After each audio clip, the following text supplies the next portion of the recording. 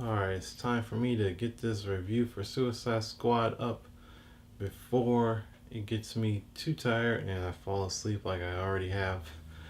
I just got back from the movie theater and I think they're pretty well consensus in the movie theater and with friends that I saw with.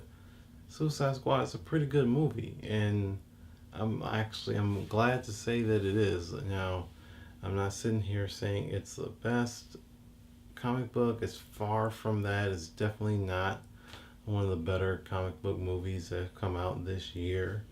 But it's definitely better. I liked it a lot more than Batman v Superman.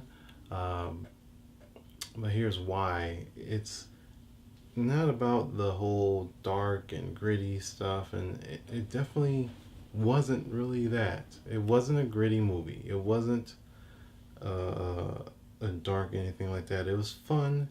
It had Harley Quinn in there, and she's the one that brought most of the fun. A little bit also with Boomerang, but he was pretty lame to me. Really, the characters that stood out in this movie were Deadshot, Harley Quinn, and Jack Flag, with a little bit of love on Enchantress, um, who was completely unexpected by me to be anything what both relevant and entertaining and the driving force of the story and good, you know. Personally, I think the actress that plays the Enchantress is Cara Delevingne, which I'm totally guessing on how to say her last name. I don't say it all that often, but I actually really love her. She's a great model. She's a great girl. She's really cool, but I wasn't expecting a huge, amazing acting performance from her, and really, it wasn't really that. But I didn't expect the character to be that significant to the plot and to be pretty cool. Um, I'm not going to give away a whole lot of that plot detail of what's going on with the movie. I'll let you guys go see it and enjoy it yourselves. But yeah, she was a surprise. Personally, again, I do wish there was more of her and her character, her human form, so I can see more of that acting performance.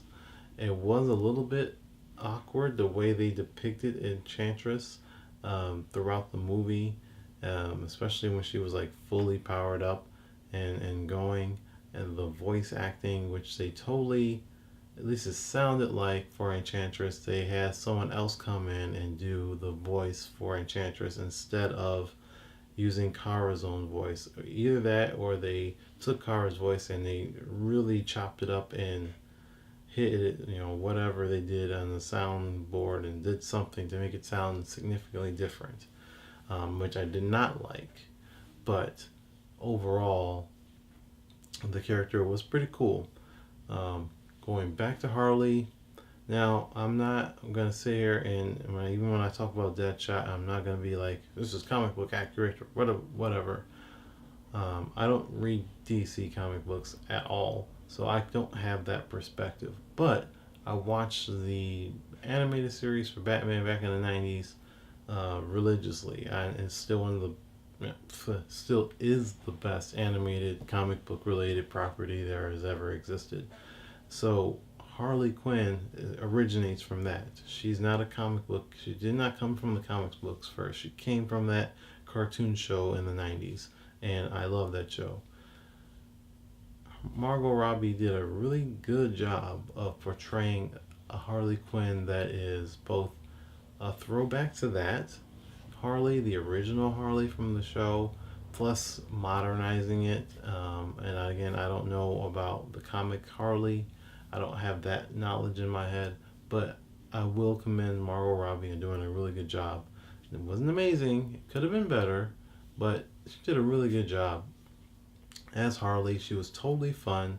She didn't steal the scene. She didn't steal the show. She wasn't really the I wouldn't say she wasn't really the best part of the movie, but at the same time she was. Because the movie itself is just an okay movie. The first half of the movie is where it's really not that great. We spent a lot of time going through each individual character at the beginning of the movie, is Amanda Waller is basically introducing them and setting them up, which is both a necessary thing because nobody knows who these characters are unless you're dedicated fans, and also this is the first time we're seeing them in the movie, so we have to get that. But I feel like it was just too much attention, especially in characters that don't kind of matter, and it was just too much time on that whole setup, and then it jumped around. Not just that part, but I'm talking about the first half of the movie. The plots and the story structure of everything just jumped around so much that it just hardly made any sense. There's that whole Joker thing with Jared Leto. The guy's like, no, he's not Jack Nicholson or Nicholas or what his name is, and he's not Jack. He's not um, Heath Ledger.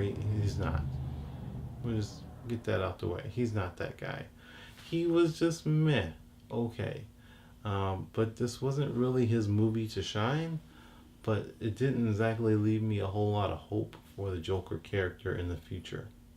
Um, that being said, again, it was just an okay role. There was a few shocks and surprise little snippets that they threw in this movie, which were really cool. There's a total fan service moment with Harley Quinn. They had her in the classic red and black outfit, which I thought was, again, total fan service, and it was really cool seeing it, but it looked really awkward on Margot Robbie. Honestly, it looked like they just bought it from Walmart or whatever and threw it on her. It just didn't fit well. It didn't look good, but it was a quick little thing. It wasn't like a whole sequence. So don't get worried about that at all. So the first half of this movie, and really the whole movie, is told through, for the most part, Will Smith's or Floyd Lawton, Deadshot's perspective. He is the driving force of what's that? Deadshot's story is the one that is focused on mostly through this movie, and it's fine. It's just really basic. It's not really a whole lot of depth to any of the characters, and as far as character development, the only ones that really had character development in the movie were Deadshot and Harley Quinn. That's really it. There's a little bit of Jack Flag. Amanda was Amanda Holler again, who was cool in the movie, but just didn't have enough character development there. It's just she was kind of bland. Cool character, but just kind of there. She controlled things and she did some badass things, but I want to see like just more. I think all of the all the things they tried to do in the movie is just too much, and everything was just boom, boom, boom, as opposed to building a universe for Suicide Squad. With that being said, again, it's an entertaining movie. It's fun. It has good action sequences. Again, Margot Robbie as Harley Quinn, total fun. Will Smith did a good job as Deadshot. I'm not gonna again get into the characters and stuff like that, but he was fun. He had good quirky, quippy stuff.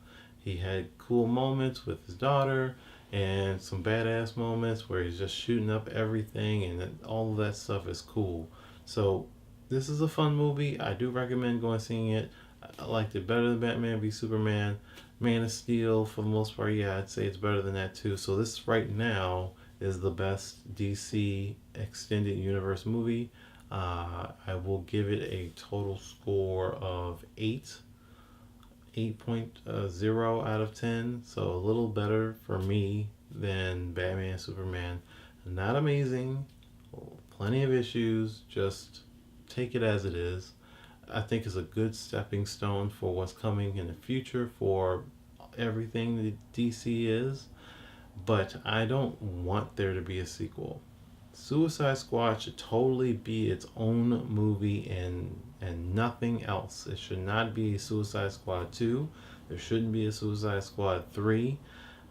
Based off of how it ended, yes, of course there could be more, but I'd rather them take this as a stepping stone and just say, okay, we can now have what we need to start going in the direction of a Harley Quinn movie or a Batman universe that has both Joker, Harley Quinn, and Batman, and a few other characters like Killer Croc, who's out there now, who like having Deadshot appear in the Batman universe. Like, that would be cool. But let's not make more Suicide Squad movies. Again, good movie, but it should stand on its own.